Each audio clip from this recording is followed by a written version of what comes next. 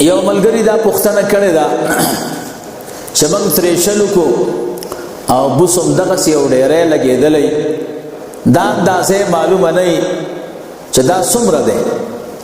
آیا دغسې د بوسو ډېری خرڅول چې مقدار یې نه دی معلوم یا یو بوساړه خرڅول چې مقدار یې نه وي معلوم، دا جایز دی په شریعت کې که نه؟ محترمو دا جایز دی.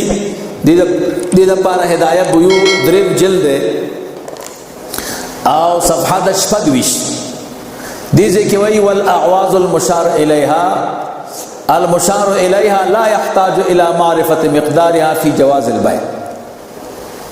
کوم عوضونه چې هغې ته اشاره کړې شوې ده او ډېری لګېدلی دی په خرڅولو کې د هغې د مقدار معرفت ته ضرورت نشته، نو لہذا دا جایز دی چې د بوسو یو ډېری لګېدلی ده یا د غنمو ډېری لګېدلی ده او څوک یې په چا باندې خرڅوي اگر که مقدار معلوم نه وي، دا روا دي.